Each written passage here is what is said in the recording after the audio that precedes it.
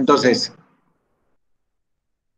como decíamos, bajo la regla de interés simple, podemos expresar el precio del bien de consumo como el producto entre W, L, digamos W por L, más R por WL o W por RTL, donde T es el periodo medio de producción. O sea, logramos introducir, gracias al supuesto del periodo medio de producción, al precio. El precio en el precio. El precio es una función del periodo medio de producción y de la cantidad de trabajo empleada. Eso es lo que quiero que vean. El precio depende de la cantidad total de trabajo, obviamente que además de W y R, pero de la cantidad total de trabajo, de L y de T. Ahora, ¿qué ventaja tiene esto? Ustedes recuerdan que nosotros habíamos podido derivar una relación negativa entre la intensidad de un factor y la demanda de ese factor. Perdón, entre la intensidad de la demanda de ese factor y, la remuneración de ese factor. Habíamos visto que cuando teníamos una economía en la que se producía un mismo bien con dos métodos distintos, una caída de la remuneración del trabajo, por ejemplo, iba a inducir la adopción de métodos que eran más trabajo intensivos. El precio del método que utilizaba trabajo más intensivamente iba a caer en relación al precio del método que utilizaba tierra más intensivamente. La idea es hacer la misma analogía, pero ahora considerando dos métodos distintos en los que el periodo de producción medio es distinto. O sea, supongamos que hay dos métodos para producir el bien de consumo final C.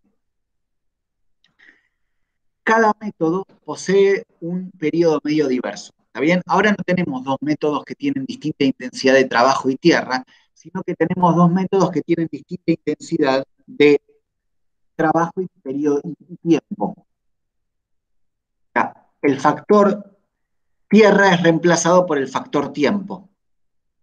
Entonces, obviamente que los dos, no, esto está mal. Sí, esto es así. Entonces, el precio del bien de consumo C cuando se utiliza el método 1, que tiene un periodo medio de producción T1, es este, y el precio del método 2, cuando se utiliza un método 2, que tiene un periodo medio de producción T2 y emplea L2 trabajadores, es este. Es decir, aquí tengo dos métodos para producir peces. Uno que es, por ejemplo, no sé, madera, barcos y peces, y el otro que es, no sé, trabajo para producir la red y la red para los peces. Acá hay dos periodos, dos métodos para producir peces que tienen distintos periodos medios de producción. Cada proceso con su periodo medio computado como lo hicimos anteriormente. ¿Está bien?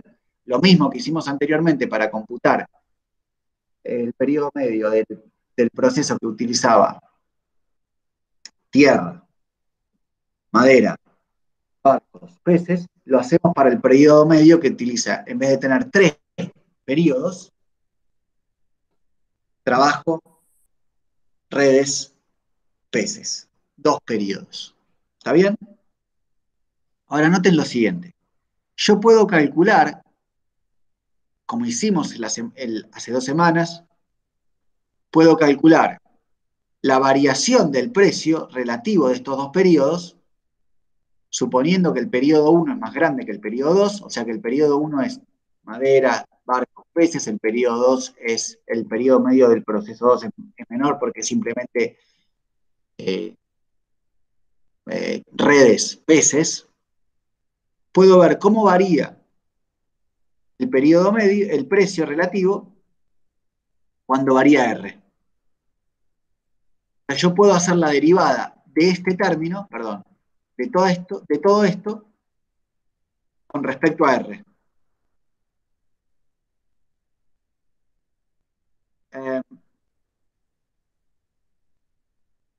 y lo que se prueba, lo que se puede probar, háganlo de tarea, porque ya lo hicimos con el otro día, es exactamente lo mismo. O sea, derivar esto con respecto a R es hacer la derivada de lo de arriba con respecto a R por lo de abajo sin derivar, menos la derivada de lo de abajo con respecto a R por lo de arriba sin derivar, derivado dividido lo de abajo al cuadrado.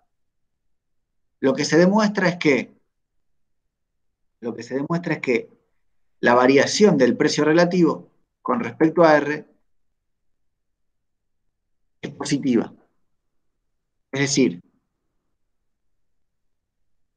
el precio relativo del método 1, del bien producido bajo el método 1 con respecto al bien producido bajo el método 2, aumenta con R si el periodo medio del método 1 es mayor al periodo medio del método 2.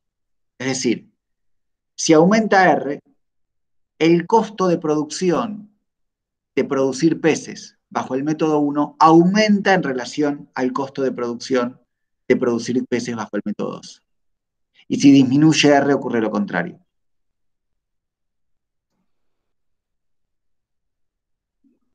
Con lo cual, el método 1, va a ser más rentable a medida que disminuya R. El método 1, que tiene el periodo de producción más largo, se va a convertir en un método más rentable a medida que disminuye R. El método que tiene más capital, que es más intensivo en capital o que es más capitalístico, el método que tiene el periodo de producción más largo, es el que se va a convertir en el más rentable a medida que disminuye la tasa de interés. De esta manera, si tuviéramos muchos métodos, es lo mismo, siempre muchos métodos que pudiéramos ordenar por su intensidad capitalística, si tuviéramos muchos métodos que pudiéramos ordenar por su intensidad capitalística, el primer método, supongamos que el primer método es el que tiene el periodo medio más alto, o sea, el más intensivo en capital, es el que se va a convertir en el más conveniente a medida que la tasa de interés disminuye. Después el segundo, después el tercero y así sucesivamente. Eh, es el mismo resultado que obteníamos con trabajo y tierra, donde ahora en vez de hablar de tierra, hablamos de procesos que son más intensivos en capital o que llevan más tiempo.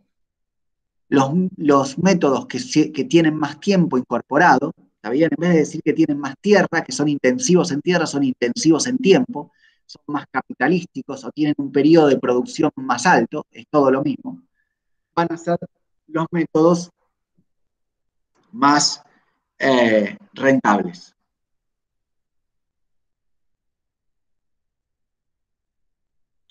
Uno podría entonces pensar que hay infinitos métodos, y si hay infinitos métodos, construir a C como una función que depende de trabajo y el periodo medio. O sea, yo puedo producir C ya no con uno, ya no con dos, sino con infinitos métodos. Cada uno de esos métodos incorpora una cierta cantidad de trabajo y una cierta cantidad de tiempo necesario para ser producido. Podemos resumir a los distintos métodos ya no por su intensidad de trabajo o su intensidad de tierra, sino por su intensidad de trabajo y su intensidad en tiempo. Cuanto más intensivo sea un método, cuanto más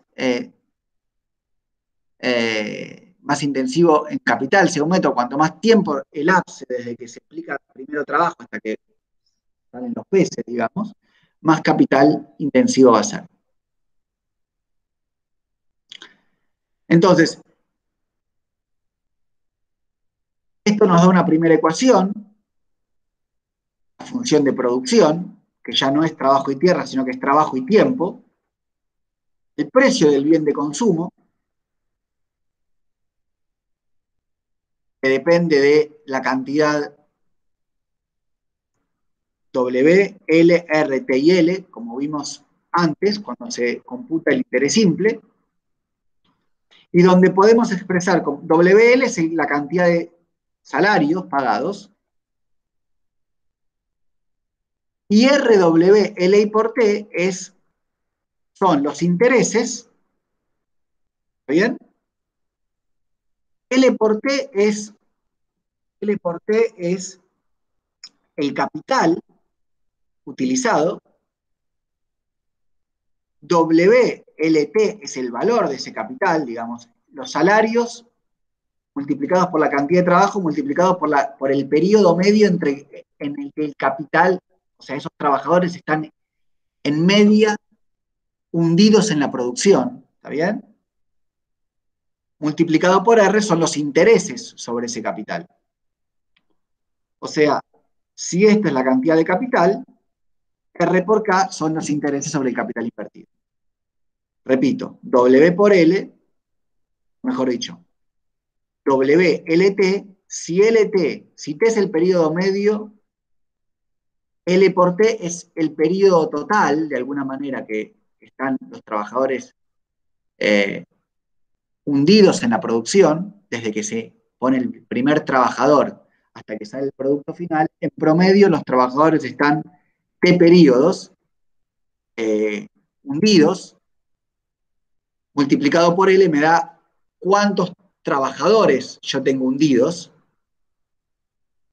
por una cierta, cuánto tiempo tengo hundido en la producción, digamos.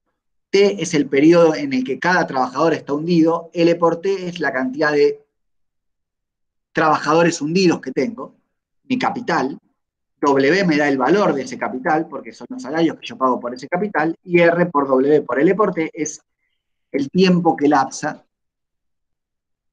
perdón, los intereses sobre ese capital invertido. Entonces, el precio del bien de consumo se distribuye entre salarios y capital, intereses sobre el capital.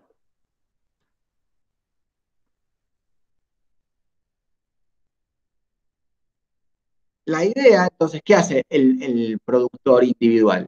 Maximiza eligiendo trabajo y el periodo medio que maximiza sus beneficios. Dado W y R, dado los salarios y la tasa de interés, el productor individual va a elegir aquel proceso productivo que maximiza sus beneficios.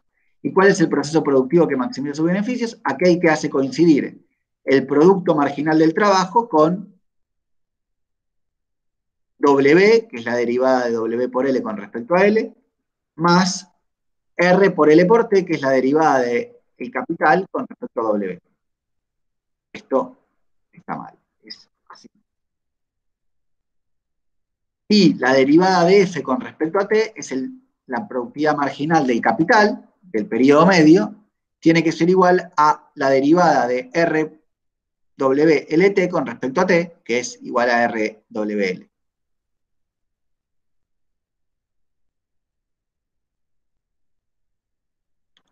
Eh, Eso nos da una cuarta ecuación y nos faltan las condiciones de vaciamiento.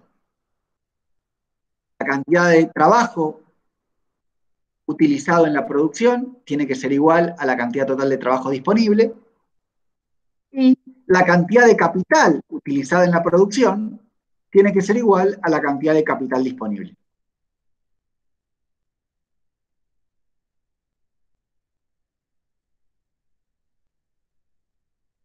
Ahora, en este sistema tenemos 5 ecuaciones independientes, porque hay una ecuación que no es independiente del resto, y tenemos 5 incógnitas. La cantidad total de trabajo utilizada, la cantidad total de periodo de capital utilizada, resumida en el periodo medio, la cantidad total, el salario, R, y cuánto se produce el bien de consumo. O sea, el precio del bien de consumo es un numerario. Y el sistema está formalmente determinado, porque tenemos igual la misma cantidad de ecuaciones que incógnitas. No obstante eso, no obstante eso, fíjense que el sistema tiene varias limitaciones. La primera, como les dije, es que computamos interés simple. La segunda es que hay un solo factor originario. Asumimos que es solo trabajo, no se produce con trabajo y tierra. Y la tercera es que,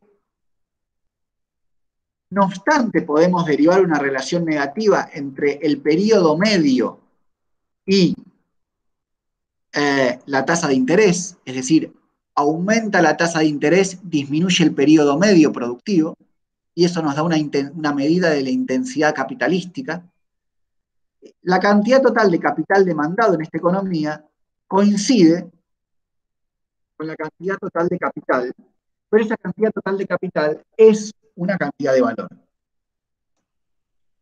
Von Baber cierra el sistema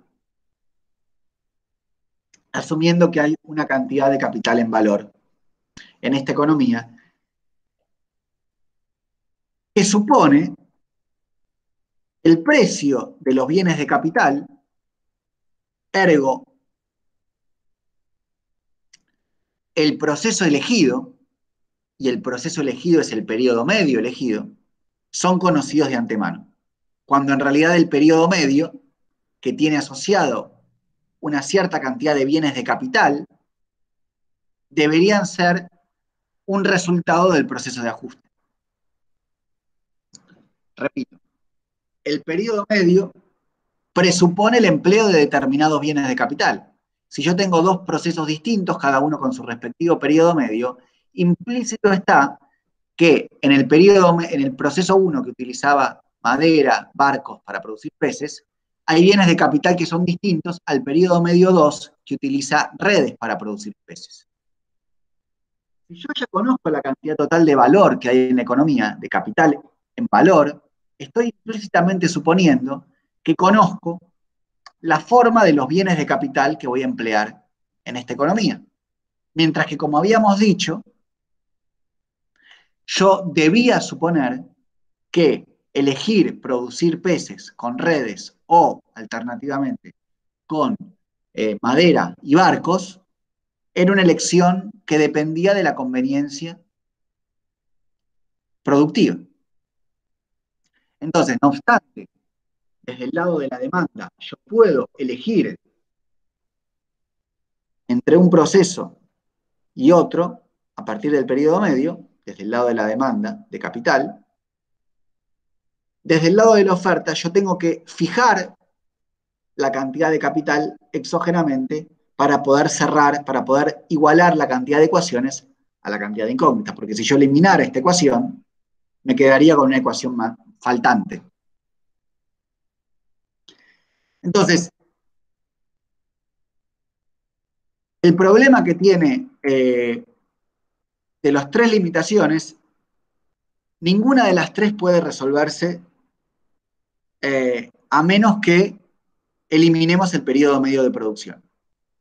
En las slides 19 y 20, ustedes tienen para ver qué pasaría cuando utilizamos un periodo, definimos el periodo medio cuando hay dos factores originarios, trabajo y tierra. En ese caso, ya no es posible definir el periodo medio total independientemente de la distribución. Para definir el periodo medio del trabajo y la tierra, necesitamos conocer W y R, o W y beta, en este caso beta siendo la tasa de renta. Y eso solo puede ser posible si fijáramos la distribución de antemano, cuando en realidad lo que queremos hacer es conocer W y beta. O sea, uno de los objetivos por los cuales estamos escribiendo todas estas ecuaciones es para conocer W y beta. Cuando el periodo medio es un promedio ponderado de los periodos medios de la tierra y del trabajo utilizados, la única manera de obtener un periodo medio único entre la cantidad de tierra y cantidad de trabajo utilizados en cada proceso es homogeneizando con salarios y rentas, y eso hace que cada periodo medio ya no pueda medirse en unidades técnicas. O sea, el periodo medio no depende de la cantidad de trabajadores empleados y la cantidad de tierra empleado, porque yo no puedo sumar trabajo con tierra. Tengo que sumar trabajo con trabajo y tierra con tierra.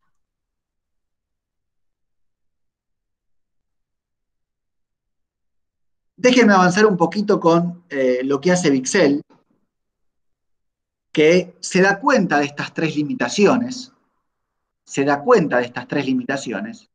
y lo que hace es reemplazar el periodo medio por el periodo absoluto de producción. Es decir, en Vixel lo que tenemos es un sistema en el que el bien de consumo es producido con tierra presente, o sea, trabajo presente, trabajo pasado, tierra pasado, tierra pasada y trabajo y tierra presente. O sea, yo utilizo trabajo y tierra para producir madera, después utilizo trabajo y tierra para producir con la madera, que fue producto del trabajo y tierra pasados, los barcos, y después produzco con los barcos eh, los peces.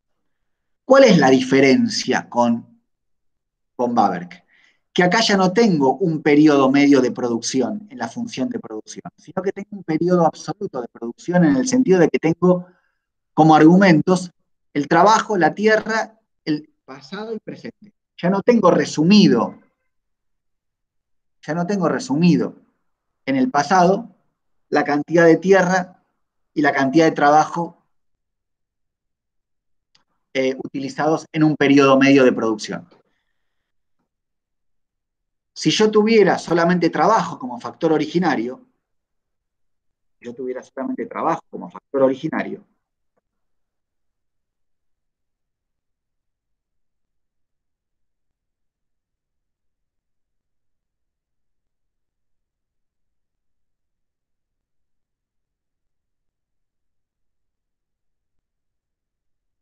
este L1, que es el trabajo pasado, debería estar resumido en un periodo medio de producción.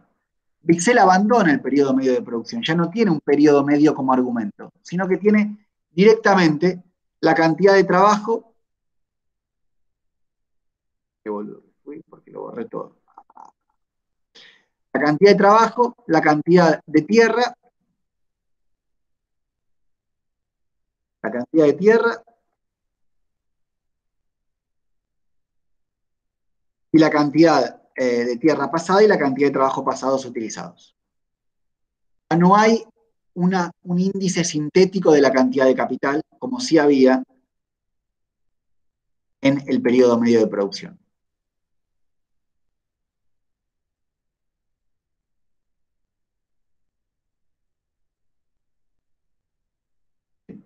Ya no, perdón, si no,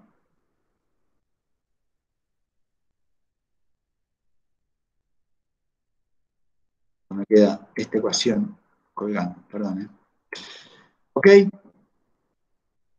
Ya no hay algo así como un periodo medio de producción. Hay simplemente un bien de consumo que es resultado de los bienes, el trabajo pasado y el trabajo presente, la tierra pasada y la tierra presentes.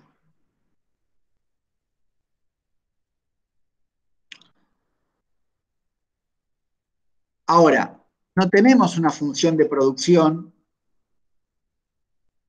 en la que C es función de trabajo y capital o trabajo y tiempo presente. Es función de todos los insumos desagregados. Eso es lo que quiero que quede claro.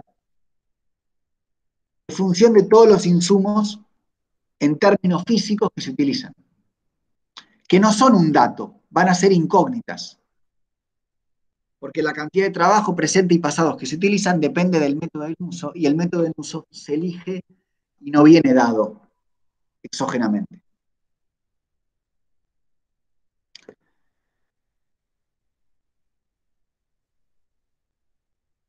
Bueno, esto lo dejo por ahora. Entonces, ¿cuáles son las ecuaciones de Vixel? Las ecuaciones de Vixel son, lo que hace Vixel es maximizar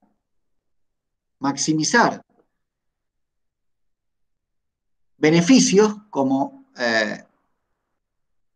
hacia von Bawerk, digamos, eligiendo cuánto trabajo presente, cuánto tierra presente, cuánto trabajo pasado, cuánto tierra pasada se utiliza en el proceso productivo. Es decir, cuál es el método que me maximiza beneficios.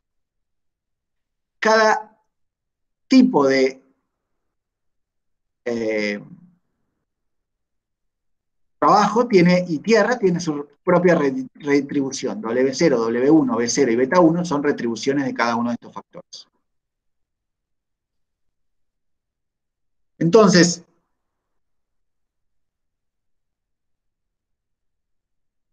si yo derivo la función de producción con respecto al E0, el producto marginal del trabajo presente tiene que ser igual a su remuneración, el producto marginal de la tierra presente tiene que ser igual a su remuneración, el producto marginal de el trabajo pretérito tiene que ser igual a su remuneración y el producto marginal de la tierra utilizada en el pasado para producir la madera tiene que ser igual a su remuneración.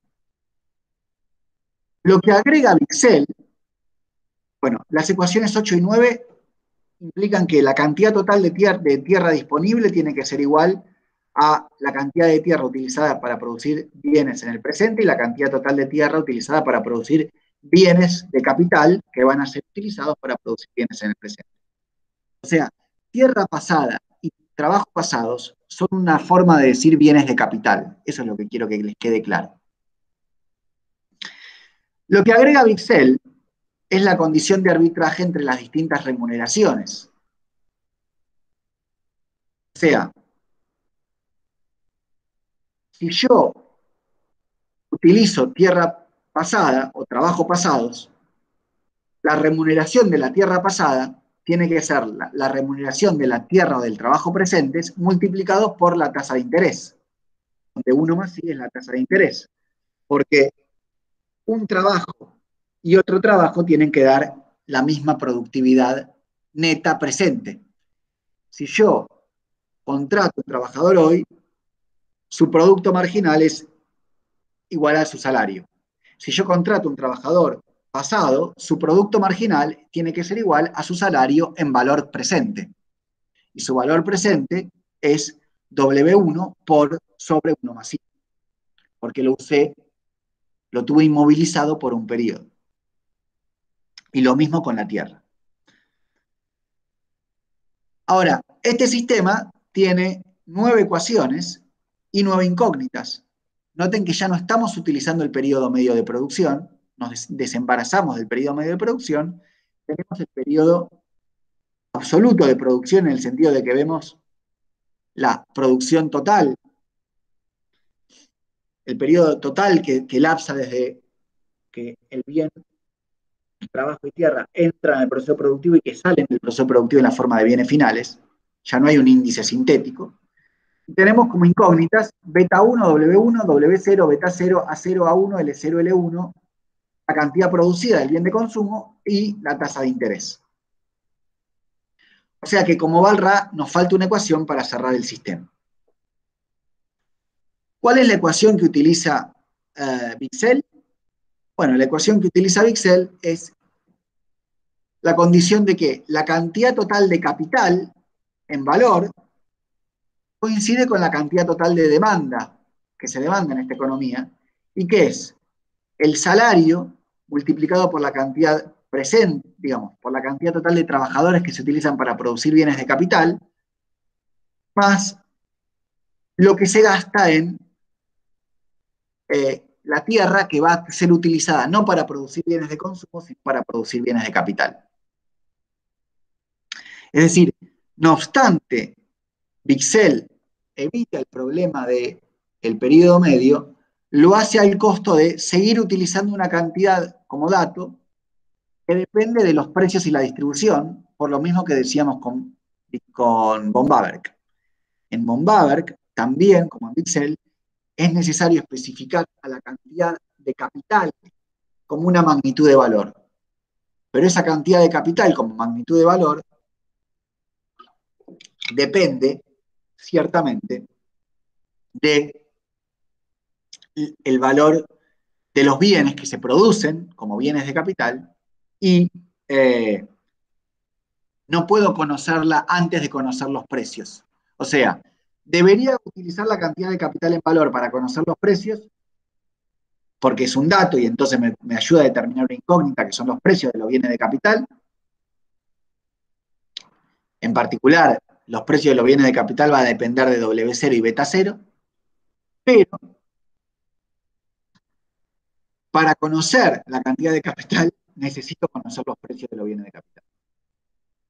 Fíjense lo que dice Vixel,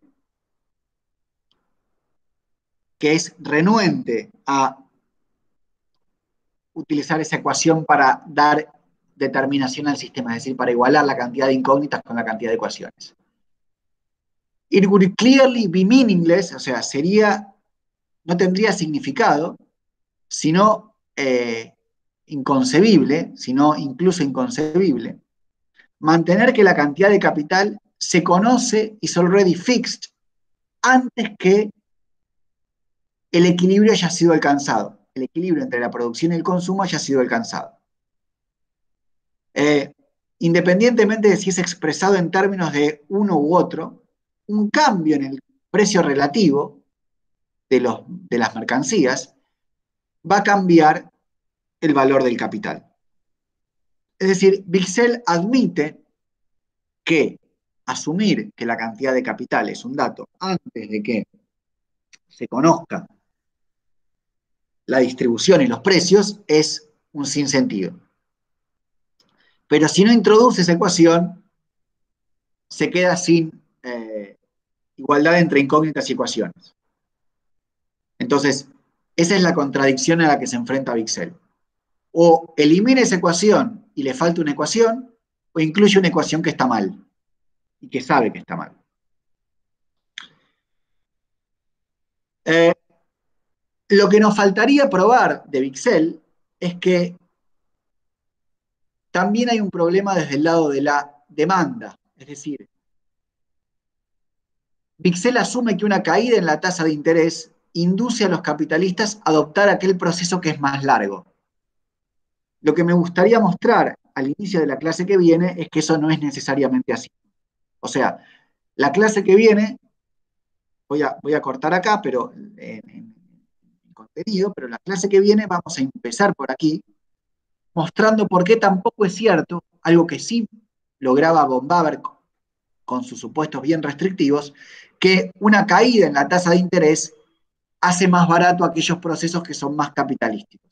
En Vixel eso no va a pasar.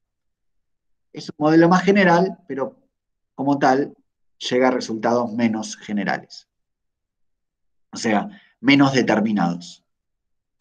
Eh, Ustedes deberían, voy a cortar la... Ah, perdón, no sé si tienen alguna duda, porque no sé si tienen alguna duda.